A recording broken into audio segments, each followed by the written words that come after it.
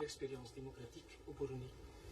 Les chances de réussir dans notre expérience démocratique sont là et sont évidentes, bien que des problèmes existent bien sûr. Et ces chances sont liées au fait que cette démocratie est venue au moment où les Burundais en avaient réellement besoin.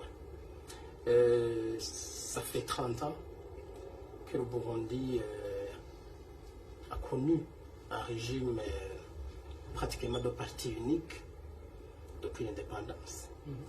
Et sous ce régime, il y a eu beaucoup de tragédies, comme tout le monde le sait. Et les populations burundaises en étaient vraiment réduites à un état de prostration.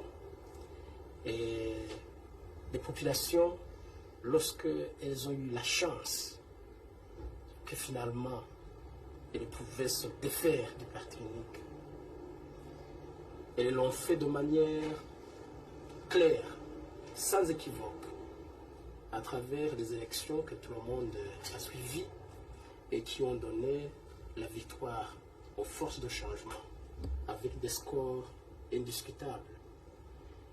Et le fait que la population s'est engagée sans équivoque est une des chances finalement qui prouve que, est une des chances qui nous prouve que rien à faire, ce processus a des chances de réussir. Mais également, le fait que ce processus se soit fait dans la paix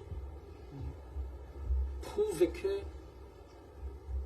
les Burundais sont mûrs, prouve que les Burundais ont voulu rompre avec les tragédies du passé, avec les violences du passé, pour construire un pays où tout le monde se sent à l'aise. Donc, en résumé, les chances de réussir cette expérience sont là. Nous sommes conscients des difficultés, mais l'immense majorité de la population burundaise s'est investie dans ce processus et cela est une garantie de la réussite de ce processus. Comment améliorer la santé au Burundi?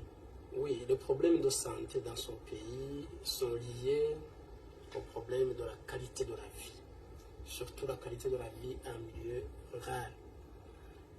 Comme vous le savez, la dysenterie par exemple est la conséquence d'une mauvaise hygiène en eau potable ou d'un manque tout simplement des adductions d'eau qui pourraient permettre à la population d'avoir de l'eau potable. Il en est de même pour d'autres maladies qui frappent malheureusement nos populations assez régulièrement. Alors, notre objectif est d'investir dans l'amélioration de la qualité en milieu rural, notamment par les adductions d'eau.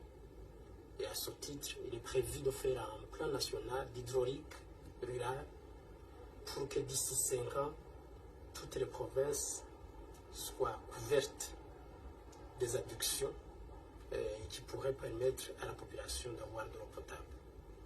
Et nous avons aussi un programme d'améliorer l'habitat rural.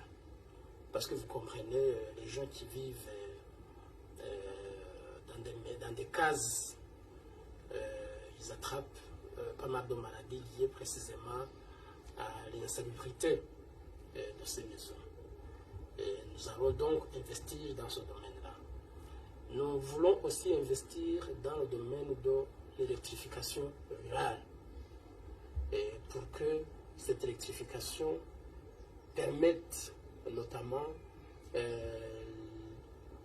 la mise sur pied de certaines unités de transformation agricole, permette également une meilleure conservation des médicaments, permettent également par effet induit l'amélioration en général de la qualité de la vie et d'autres circuits, notamment les circuits de commercialisation, notamment l'essor en général du monde rural à travers une industrialisation progressive en commençant par la petite industrie bien entendu.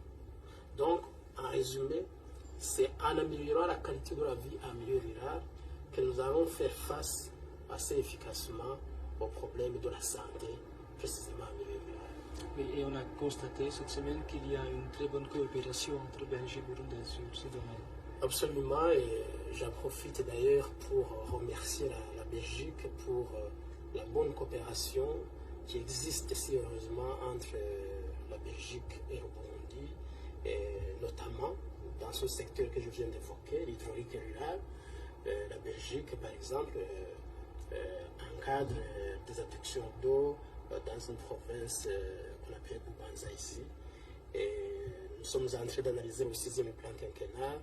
Et j'espère que la Belgique pourra accroître ses interventions, non seulement dans ce domaine, mais également dans d'autres domaines que nous allons préciser dans le document du 6e plan quinquennal. Monsieur le Président, je vous remercie pour cette intervention.